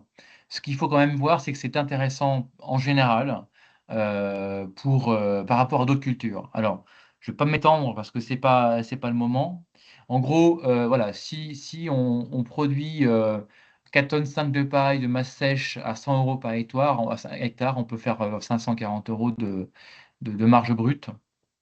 Et en marge directe, on arrive à 1050 €. hors aide PAC, qui est environ de 80 € par hectare. Ce qui coûte cher aujourd'hui, c'est quand même malgré tout la semence, qui est un gros poste dans les charges opérationnelles. On voit bien 225 € quand on fait à 45 kg par hectare. Évidemment, quand on fait un itinéraire textile où on monte à 70 kg par hectare de semences, tout de suite, ça fait des chiffres importants. Là, j'ai fait une comparaison. Alors, c'est des données qui sont issues de la Chambre d'agriculture du Gers en 2016, où on compare les marges nettes. Donc, si je regarde par exemple ici la marge semi-nette, on est à 304 € pour le chanvre textile non battu. Et en marge semi-nette ici, voilà, on peut comparer par exemple par rapport au tournesol, la lentille ou le soja irrigué. Donc, on est quand même sur des valeurs qui sont intéressantes. On n'est pas sur des grosses marges semi-nettes pour le chanvre. Mais c'est intéressant, en fait, ce que j'explique souvent aux agriculteurs, c'est que c'est peut-être pas super intéressant la première année, même s'il y a du rendement et s'il y a de la rentabilité, mais c'est très intéressant agronomiquement. Et souvent, on a des effets 1, 2 à 3 ans après le chanvre sur les cultures suivantes. Donc il y a quand même des effets agronomiques intéressants et donc économiques sur les années suivantes. En photo, voilà une parcelle semée dans l'est de la Haute-Garonne. On voit par exemple quand on est sur un sol froid ou un sol acide, on a des mauvaises levées, donc évidemment des impacts sur le rendement. On n'a pas des rendements importants et peu de plantes au mètre carré. Pour compter, voilà, on utilise des carrés très simples pour compter le nombre de plantes au mètre carré qui se produisent. Alors ici, on avait 7 rangs par mètre carré. Alors évidemment, quand on prend un semoir, à céréales, tout marche très bien. On peut avoir jusqu'à 8 à 9 rangs par mètre, et donc une meilleure densité. Voilà en gros une très bonne levée. Les adventices qu'on voit au centre, en fait, et que les adventices qui peuvent sortir. Quand la levée est rapide et forte, en 2-3 semaines, on a couvert complètement le sol. Les adventices ont du mal à pousser et à faire face. Et quand le chanvre fait 1 mètre, les adventices n'ont pas eu le temps de pousser. Les chardons, les rumex n'ont pas vraiment eu le temps de se mettre en place et galèrent vraiment à chercher la lumière. Là, on a des mauvaises préparations de sol avec des mauvaises levées, donc des sols où on a des semelles de labour qui parfois se produisent, avec du coup la concurrence qui va très très vite prendre le dessus quand le champ n'a pas bien poussé. Voilà un exemple de tige pivot, la racine pivot qui descend. Donc on a sur l'image de gauche la racine pivot qui descend. Alors évidemment, elle a été cassée au moment de l'extraction de la tige du sol. Donc on voit la racine pivot qui descend, qui est la paille qui vient vraiment chercher les minéraux et la flotte dans le sol. Et dans les premiers horizons, on a les racines secondaires qui viennent pour prendre tous les minéraux, enfin les matières organiques qui sont dans les premiers horizons. On voit par exemple sur l'image centrale donc une plante un peu sinueuse, une racine pivot sinueuse. Donc ça, c'est un sol qui a mal été préparé. Et de la même façon, à droite, on voit malgré les racines secondaires où la plante s'est démenée pour trouver de quoi manger, elle a quand même galéré à tourner et à descendre dans le sol. Et sur l'image de gauche ici, on voit vraiment que là, il y avait une semelle de labour très forte. Donc la tige pivot est très peu descendue et elle est allée directement sur la droite pour essayer de chercher une solution pour descendre dans le sol. On peut cultiver sur sol caillouteux, donc ça c'est un ancien sol de vigne qui est dans l'ouest du Lot, où il y avait de la vigne avant, et ça a très bien fonctionné malgré tout. Alors, j'ai marqué développement moyen mais possible. En fait, la culture au final avait vraiment bien poussé. C'est une plante qui est très très sensible aux variations du sol. C'est-à-dire qu'en fait, si on a, alors sur cette image-là, c'est dans l'ouest du Gers, dans l'est du Gers. Donc c'est une parcelle légèrement en pente, une rivière en bas. On voit le petit bois qui longe la rivière. Et on a une variation comme une vague qui s'est produite en fait dans le champ. La question était, mais pourquoi il y a eu cette vague-là? Le régulateur m'a répondu, bah, c'est simple, il y a un ruisseau souterrain, une source souterraine qui alimente le petit ruisseau en bas. Et évidemment, le chanvre pousse mieux quand il y a un peu d'eau sous-sol, quoi.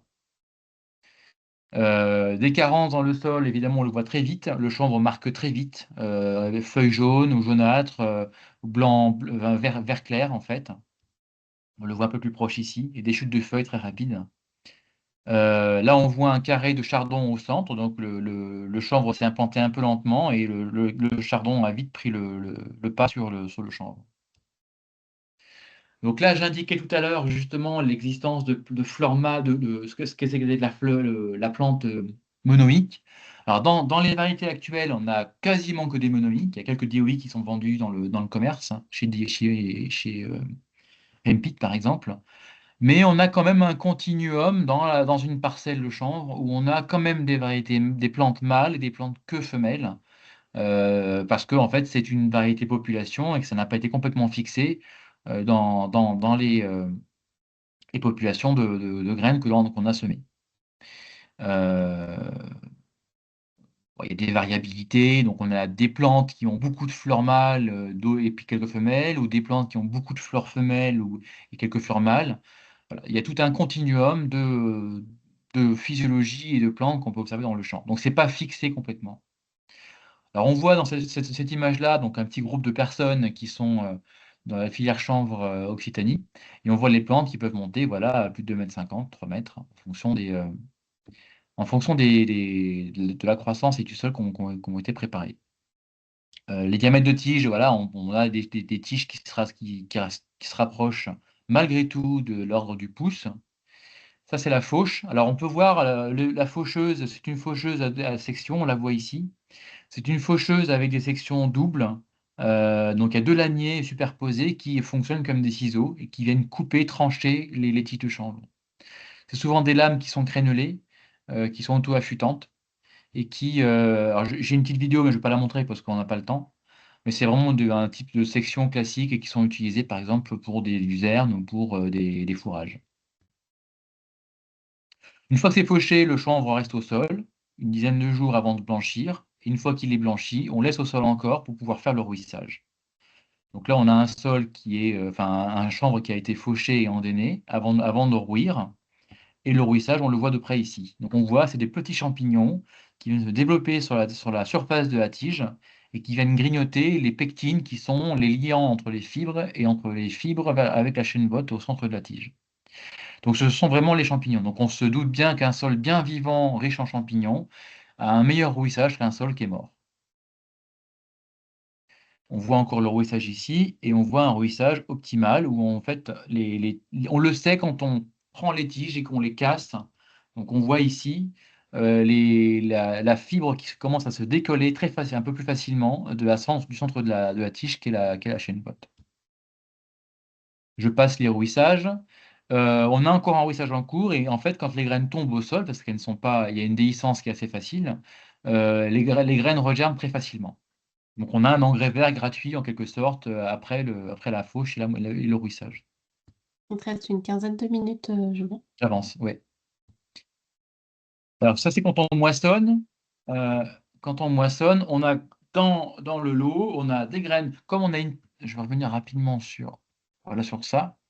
En fait, là, il y a une maturation de la tige, de l'inflorescence, qui est avec un gradient. Donc, les premières graines, les premières fleurs qui sont apparues sont en bas.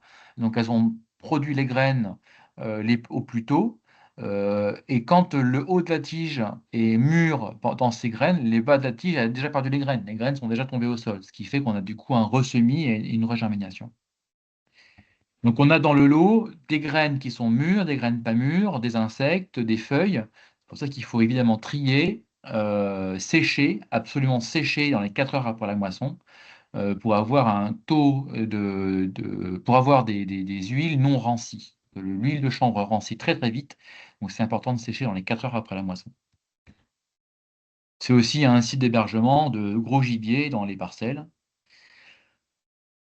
Alors, je passe ces éléments parce que tu en as déjà parlé, Joël. Dans le textile, en fait, il faut voir qu'aujourd'hui, il y a 1,2 milliard de tonnes de CO2 qui sont émises par l'industrie textile dans le monde en général. Plus de 500 000 tonnes de microparticules sont émises chaque année en France par rapport à l'industrie textile. Le chanvre consomme 10% des pesticides dans le monde et 4% de l'eau potable. C'est absolument gigantesque. Pour faire un jean, il faut faire 10 000 litres d'eau. Pour faire un jean en coton, il faut 10 000 litres d'eau. Il faut savoir que entre le champ de coton et vos cuisses, le coton a parcouru 65 000 km, soit 2 fois le tour de la Terre. Donc c'est une catastrophe au niveau textile.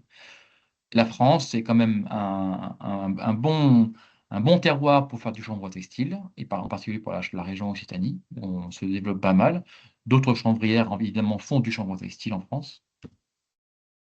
Il y a d'autres des positionnements. On voit ici, par exemple, les différents marchés. Je ne vais pas en parler, c'est la papeterie qui est quand même très, très mûre et le textile qui est en croissance. J'avance. Les leviers de résilience, on en a déjà parlé. Je vais avancer sur les transformations et les bouchées. Les débouchés sont très multiples. On l'a vu avant avec Joël. Il y a beaucoup de circulation d'informations sur Internet, sur les différents débouchés. Donc, la semence, les graines peuvent produire de l'alimentaire, de l'huile, de la cosmétique. Les feuilles sont utilisées pour la pharmacie, parce qu'il y a plus de 1000 molécules dans les graines, dans les fleurs qui sont produites par le chanvre. Les racines sont utilisables aussi, les fibres pour le textile, pour la plasturgie, pour des sacs, voilà, enfin vraiment les débouchés sont vraiment innombrables. Je passe ces aspects-là, je passe, voilà. Ce que je voulais vous montrer, c'est un peu la filière textile. Les filières dans leur ensemble sont assez longues pour le chanvre, mais celle du textile est vraiment très très longue. Quand on regarde les différentes étapes, on part du semencier, celui qui produit, enfin, qui crée les variétés et qui vend les semences aux agriculteurs. Les agriculteurs produisent le chanvre donc, dans les parcelles, donc ça produit de la paille ou de la graine. Les pailles sont ensuite transmises à des chanvrières qui défibrent le chanvre, gros investissement. Après, il y a des peigneurs et des filateurs qui transforment la fibre en fil, alors soit en 100% chanvre, soit en mélange avec de la laine ou du coton. Donc ce sont les filateurs, pareil, gros investissement. Après, il y a les tisserands qui tissent, donc qui préparent, qui transforment le fil en tissu. Donc pareil, gros investissement. Les ennoblisseurs qui travaillent le tissu final pour le teindre, pour l'ennoblir, le battre, le brosser. Donc, il y a différentes façons de travailler et d'ennoblir les tissus. Et après, il y a les confectionneurs, ceux qui font les jeans, les chaussures, les chapeaux, les vestes, etc. Et puis, après, il y a le consommateur final. Donc, c'est une chaîne qui est assez longue et qui, à chaque fois, demande des gros investissements.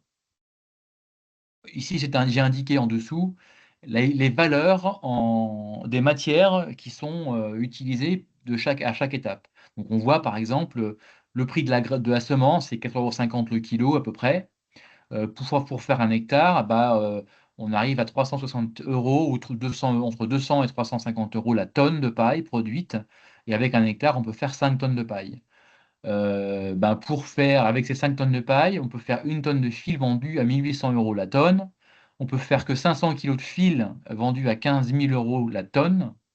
Et après, on vend le tissu final à 30 € 2 mètres carrés et on peut faire toujours avec un hectare 750 mètres de toile de tissu de chanvre, soit environ 500 jeans vendus à environ 200 € unité, quand c'est un jean qui est fait en 100% chanvre. Donc on voit l'évolution des prix des matières et à chaque fois, c'est l'industrie et la main-d'œuvre qui coûtent très cher. Dans la filière bâtiment, c'est un peu différent, un peu plus court. Le semencier produit toujours la semence, les agriculteurs produisent la graine, enfin produisent la paille, et les chanvrières défibrent le chanvre. Et là, on peut partir sur 3 débouchés différents. Soit on part sur des blocs de chanvre, type parpaing, ou voilà, c'est un mélange de chanvre avec de la chaux, ou un chanvre avec de la terre argileuse. On peut faire de la préfabrication, donc en atelier, donc on remplit des panneaux préfaits en atelier fait avec du bois, on le remplit avec du chanvre, ou bien on fait de la projection de remplissage, donc pareil, remplissage sur site, par contre là, différemment de l'atelier. Je fais un focus maintenant sur ce qu'est une usine de défibrage. Donc on a monté une petite usine de défibrage dans le sud-ouest. Alors je dis petite par rapport à ce qui existe en France. La chanvrerie de l'Aube, c'est environ 13 000 hectares. Nous, on faisait 200 hectares il y a 4 ans. On va monter à 800 hectares l'année prochaine. Donc, c'est encore très, très petit par rapport aux chanvrières majeures qui existent en France. Les majors qui sont la chanvrerie de l'Aube, Planète Chanvre, Cavac et Gatti Chanvre. Donc, en fait, on fait des contrats avec les agriculteurs. Ils produisent la paille, on transforme et on vend les différents coproduits. Voilà en gros un schéma d'une usine. Les pailles rentrent dans l'usine, elles sont ouvertes avec un bol broyeur qu'on voyait, rebroyé par un broyeur à marteau. Et après, on a une grosse machine qu'on verra en image après, qui est un Duvex, qui est un gros séparateur, un trigger, qui sépare les matières pour après les envoyer vers différentes machines pour les emballer et les envoyer chez les différents clients. Voilà en gros les différents coproduits. Ce qui sort, ce sont des chaînes votes grossières qui vont à destination du bâtiment pour faire les fameux mélanges dont j'ai parlé juste avant, donc soit en mélange avec de la chaux ou avec de la terre. Des chaînes votes plus fines qui peuvent servir pour du paillage animal, du paillage horticole. Des poussières qui sont utilisables pour pouvoir faire de l'amendement, comme on en parlait Joël, et des fibres grossières ou des fibres textiles. Voilà un peu l'intérieur de la machine et voilà l'intérieur d'un broyeur avec des marteaux à l'intérieur. Ce sont des marteaux qui viennent casser la paille et qui séparent les matières, les fibres, les chaînes votes et les poussières. Voilà en gros le gros duvex dont je parlais tout à l'heure. C'est une machine qui fait 4 à 5 mètres de haut et qui tourne voilà, avec des gros moteurs pour pouvoir séparer les matières. On voit à droite en fait les chaînes votes qui sont emballées et compressées dans des ballots pour pouvoir ensuite les envoyer chez les clients. Sur l'image de haut, on voit une presse qui compresse la fibre. Donc la fibre, imaginez que c'est une fibre qui est très légère, donc il faut la compresser énormément pour éviter de transporter de l'air. Alors j'ai une petite vidéo qui présente un peu qu'est-ce que c'est qu'une ligne de défibrage. Donc on a un bol broyeur dans les balles dans lesquelles les balles sont placées et qui vient broyer les pailles.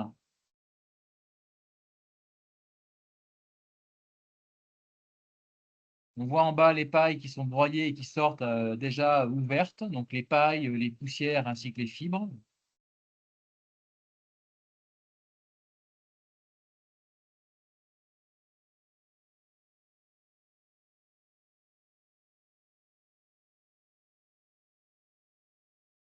Les fibres sont aspirées pour passer à l'étape suivante.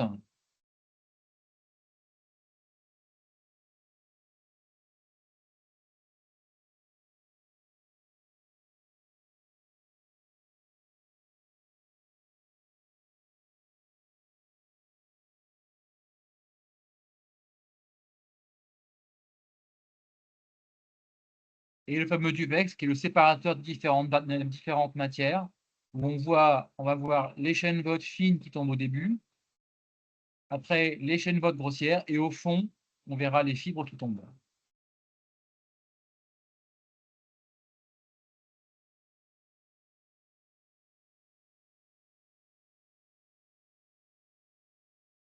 Toujours les chaînes votes pour la partie bâtiment. Et les fibres qui tombent ici sont ensuite nettoyées avec ce secoueur pour être ensuite envoyées vers une presse. Ça,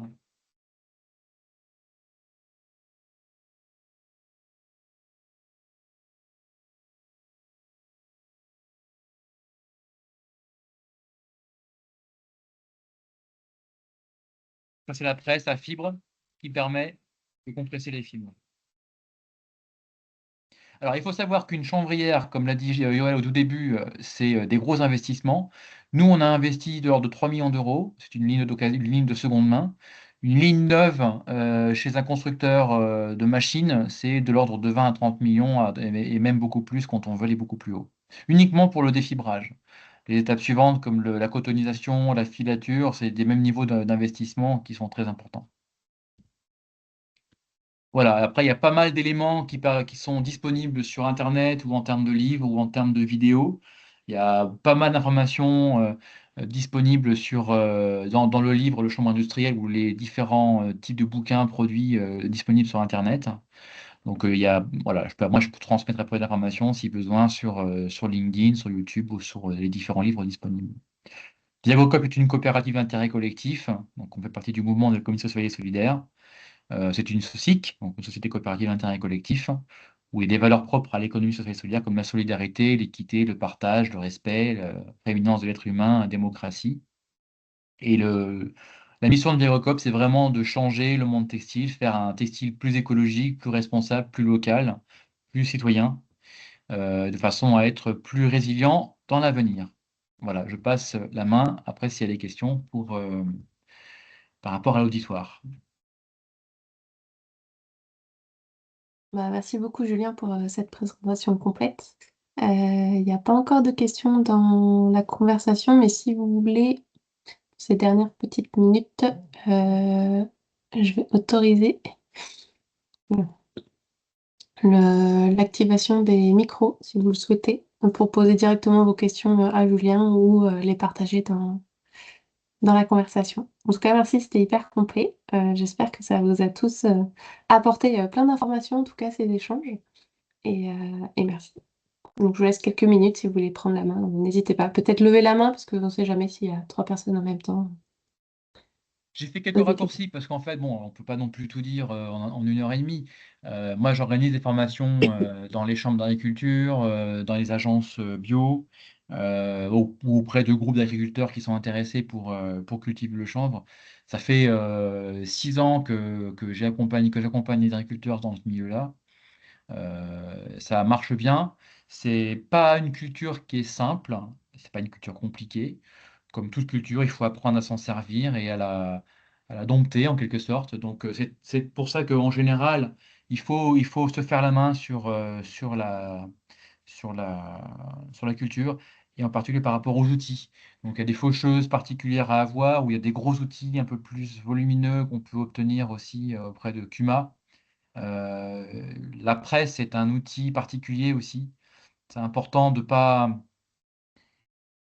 utiliser des machines trop récentes. Au début, quand j'allais dans l'Aveyron expliquer la culture du chanvre, plein de fois, il y en a qui me disaient: «Mais c'est pas intéressant ta culture, on va pas acheter des grosses machines pour cultiver le chanvre.» J'ai dit: «Bah non, un vieux roundballer qui a quelques années, qui traîne dans votre grange, ça marche très bien. Au contraire, plus c'est vieux, mieux ça marche.» Voilà, il faut écouter les machines pour qu'elles marchent bien. Lucie, tu avais une question. Oui. Oui, merci. Je voulais rebondir par rapport à ce qui avait été dit sur ce que tu avais dit sur les éleveurs qui utilisaient la culture en rotation pour se débarrasser entre autres des rumex. Alors Oui. nous, moi je suis en Franche-Comté et je travaille avec des éleveurs qui rencontrent ce problème, qui se posent plein de questions de comment limiter au maximum sur leur prairie. Alors nous, on est vraiment en prairie permanente pour la plupart du temps, mais des fois sur les non permanentes. Donc je voulais savoir si des fois tu avais un peu plus d'infos, voilà, quelle pourrait être la démarche de ces éleveurs qui voudraient rentrer dans une rotation sur une année comme ça pour tester. Est-ce que Ouais. ça existe vraiment en mode un peu test-essai ou pas, quoi? Alors, c'est même au-delà du test et de l'essai, parce que ça a déjà été mis en place par pas mal d'agriculteurs et éleveurs dans toute la France, hein, de la Bretagne jusqu'à Nice et en passant de Strasbourg à Biarritz. Clairement, l'utilisation de prairies et pour casser ces problèmes de prairies, le chanvre est très très bien, mais il y a un mot d'ordre à avoir, et ça, Joël l'a abordé un tout petit peu. Il faut avoir de quoi transformer le chanvre localement. Alors, si vous n'avez pas d'entreprise ou de coopérative qui va utiliser la paille de chanvre, c'est un problème. On peut cultiver du chanvre à destination graine et revendre la graine ensuite à des négociants, c'est tout à fait possible. Les gens qui transforment la graine aussi, c'est tout à fait possible. Il y en a partout en France. Il y a des négociants dans toute l'Europe qui sont prêts à acheter de la graine de chanvre et en particulier en bio. Donc là, c'est très bien valorisé. Et donc là, on peut cultiver le chanvre avec des variétés qui ne sont pas trop hautes en taille et qui permettent du coup de faire de la graine. Mais il y aura toujours la question de qu'est-ce qu'on fait de la paille et qui est un problème parce que si tu l'enfouis, tu vas jamais, tu vas la retrouver 1 an après dans le sol et c'est un gros problème. Elle se dégrade très très très lentement. Donc en fait, c'est pour ça qu'il faut quand même avoir un débouché à part pour la paille. Alors après, tout dépend où vous vous trouvez. En Franche-Comté, il n'y a peut-être pas de chanvrière à disposition. Peut-être qu'il y a moyen de faire cultiver du chanvre et de faire quelques tests en Franche-Comté avec vos éleveurs et d'exporter la paille vers une chanvrière qui n'est pas trop loin, qui serait intéressée pour acheter la paille. Mais ça veut dire qu'il faut des critères de qualité par rapport à la paille, ça veut dire qu'il faut l'exporter, ça veut dire qu'on transporte de la paille, donc ça coûte très cher. Donc il faut arriver à tout modéliser dans le système. Par contre, en termes d'impact sur le sol, c'est vraiment très nettoyant. Moi, j'ai des éleveurs, comme je disais, dans le nord de l'Aveyron, au sud de Cantal, qui m'ont dit, ben, moi j'ai des parcelles j'avais mis le chanvre sur une parcelle le lendemain, enfin en septembre, il avait plus de rumex. Et il m'a dit: «J'ai même presque pas labouré.» Il m'a dit: «J'ai passé les disques pour travailler un peu le sol parce que c'est histoire de au risque de et aucun souci pour le semi-suivant.»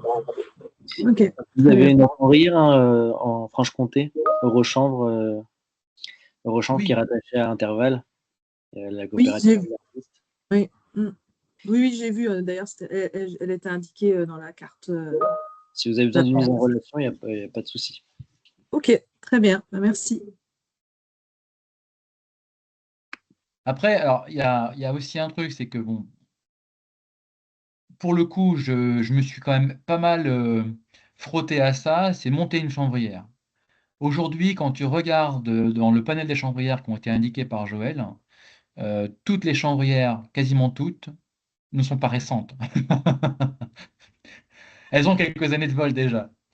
Et la raison est assez simple, c'est que c'est très compliqué de monter une chambrière. C'est compliqué parce qu'en fait, pour monter une chambrière, il faut il faut travailler 3 leviers en même temps, qui sont la partie marché, très vite la partie industrielle et en même temps la partie agricole. On ne peut pas faire l'un et puis après l'autre. Malheureusement, il faut mener les 3 de front et c'est très compliqué.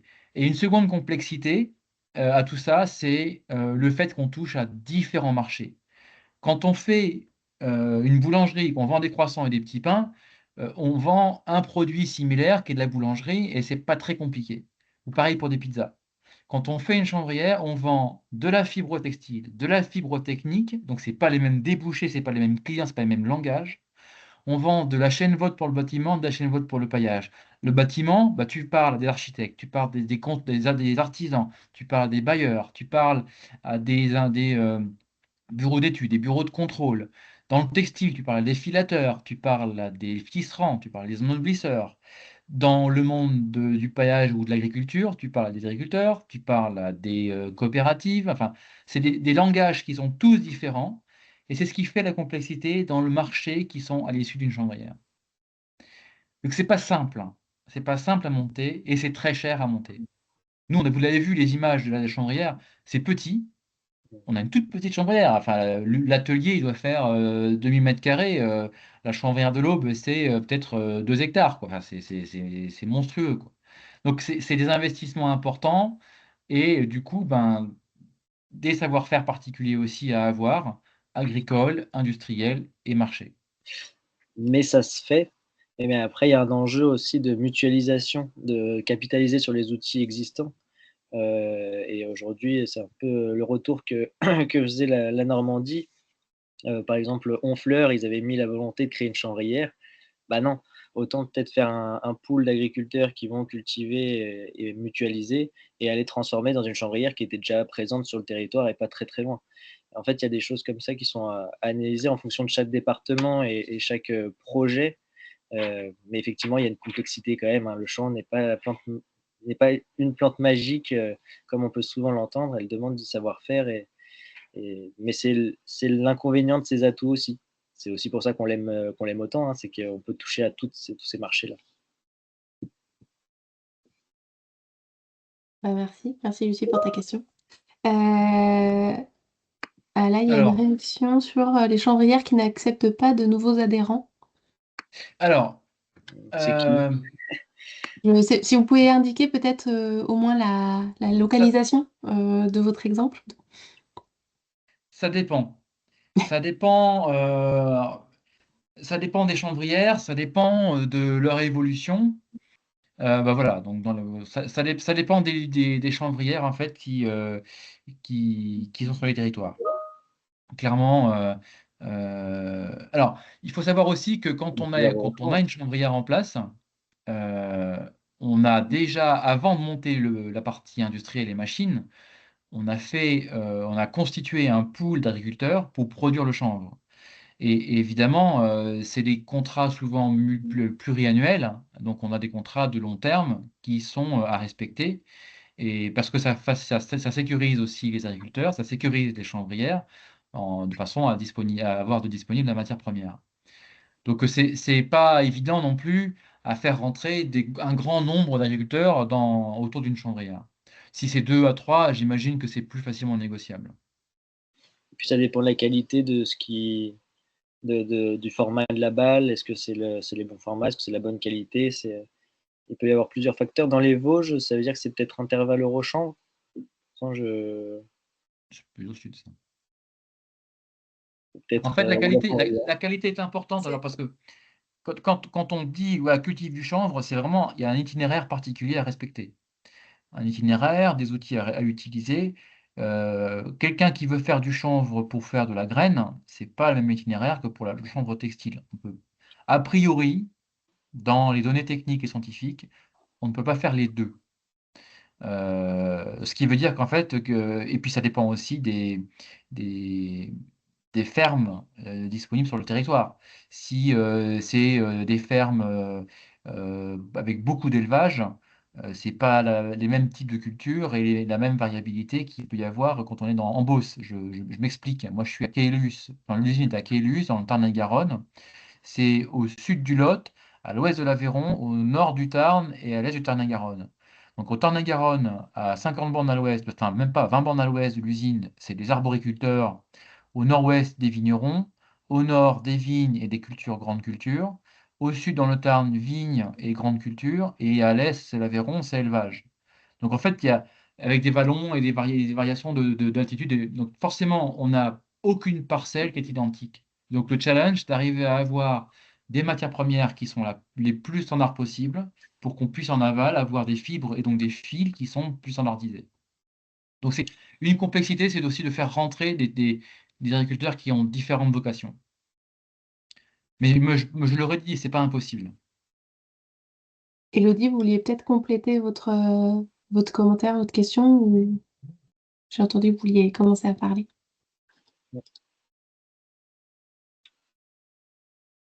Oui, bonjour. Ben, Bonjour. la difficulté actuellement, c'est que nous, on a contacté la chambrière de l'Aube et en fait, bah, clairement, ils viennent pas jusque chez nous. Donc, on a peut-être des agriculteurs motivés, une chambrière qui veut pas nous collecter. On est dans une impasse. Alors aujourd'hui, enfin voilà, c'est qu'est-ce qu'on fait? Est-ce qu'on incite les agriculteurs à y aller ou pas? Alors moi, je travaille avec la partie bio. Donc aujourd'hui, voilà, on a des débouchés, mais en local, chez des boulangers ou des choses comme ça pour la graine. On arrive à valoriser comme ça, mais on valorise pas la paille. Donc pour le moment, on arrive à être quand même économiquement intéressant en valorisant comme ça, mais je pense que voilà, si on arrivait à valoriser la paille, on serait quand même encore mieux. Donc Alors, voilà. il existe des solutions, on va dire, intermédiaires entre du défibrage très, très artisanal avec des machines qui sont vendues, par exemple, il y en a en Chine, en Europe de l'Est, aux États-Unis, qui sont très, très simples, qui sont utilisables par les agriculteurs. Mais du coup, là, c'est vraiment du défibrage à la main. Enfin, c'est semi-manuel, où c'est des petits volumes. Et les grosses chambrières, comme la chambrière de l'Aube, avec des machines qui sont vendues par Cretès ou par La Roche. Et l'intermédiaire, c'est par exemple en Vendée, Chambre-Mélois a créé une machine de défibrage qui marche sur un modèle qui est, on va dire, très coopératif. Comment ça marche? C'est une petite usine, une petite machine qui sont très enclins à diffuser les machines et à en vendre. Où là, en fait, le modèle, ce sont les agriculteurs qui vont sur l'usine pour défibrer et ils sont rémunérés au temps de défibrage. Donc c'est une petite machine et c'est récolté, la paille est récoltée par ensilage. Donc c'est vraiment des petites, ils sont, je crois, aux alentours de 100 hectares par an maximum, quoi. Donc il y a moyen de valoriser la paille à travers ce système-là. Faut être vigilant quand même sur ces outils, hein. Excuse-moi, Julien. Aujourd'hui, sur le chanvre mélois, c'est les seuls à pratiquer. Ils n'ont pas dupliqué leur modèle. Il y a des variations de prix au niveau des machines qui sont très élevées. On n'a pas encore de retour d'expérience sur une duplication de leur modèle et de leur modèle économique aussi derrière. Donc, je ne sais pas, Elodie, combien d'agriculteurs vous avez, quel volume, etc. vous avez. Mais voilà, faut être vigilant aussi sur ces modèles-là. En fait, ça veut dire en fait que si ça intéresse les agriculteurs, ils peuvent contacter Chambre-Mélois. En fait, la question, en fait, c'est de savoir quel modèle économique on veut implanter sur le territoire, en partenariat avec le monde agricole, et avec le débouché. Évidemment, quand tu montes une chambrière, qu'elle soit petite ou grosse, il faut savoir vers où tu veux envoyer tes différents produits. C'est la première base. Et après, le défibrage, tu choisis ton défibrage en fonction de ce qui existe. Il y a un autre exemple d'usines de défibrage, de machines de défibrage qui sont vendues en petit volume, c'est Formation Ag au Colorado. Donc, ils vendent des machines qui sont de petit format, donc c'est plus petit que les machines vendues par Cretès ou par La Roche. Il faut savoir qu'une machine de chez La Roche, le plus petit format, c'est 2,5 tonnes de paille par heure et c'est 5 à 10 entre 5 et 10 millions, bâtiments compris, d'investissement. Donc c'est très cher. Donc tout de suite, quand on va au format en dessous, par exemple Formation Ag, on est plutôt de l'ordre du million d'euros investis pour avoir une ligne de défibrage. Évidemment, on est plutôt sur l'ordre de la tonne à l'heure, quoi. Donc c'est des machines qu'il faut aussi regarder, envisager. Il n'y a pas qu'un seul modèle de machine de défibrage, en fait. Il faut aussi se dire que on va vers des machines de plus petit format. Et je sais que Cretès, qui est en Belgique, s'intéresse beaucoup à des formats de machines plus petits. Eux, ils sont vendeurs et créateurs de machines de défibrage de très gros volume. C'est ce qu'il y a à Chambrières-de-l'Aube. Et ils sont en train de réfléchir à des machines de plus petit format. Donc c'est aussi un avenir qui se trace. Merci beaucoup. Ça y est, on a dépassé un petit peu, mais les échanges sont tellement hyper intéressants que enfin, voilà, on a tous envie de rester. En tout cas, merci beaucoup à nos deux intervenants. Merci également aussi à tous pour votre écoute et votre participation et les questions. Bien sûr, je vous enverrai le PowerPoint et à la fin du PowerPoint, comme je vous le disais, il y a nos contacts à tous les trois. Donc voilà, n'hésitez pas si vous souhaitez reprendre contact avec nous, ou en tout cas poser d'autres questions. Je vous invite à le faire et à ne pas hésiter à le faire. Il y aura également le replay de cette intervention qui sera sur notre centre de ressources. Enfin voilà, vous recevrez un mail avec tout pour pouvoir accéder à ces différents éléments. Merci à tous et puis je vous souhaite un bon appétit et puis surtout une bonne après-midi, j'espère ensoleillée pour vous.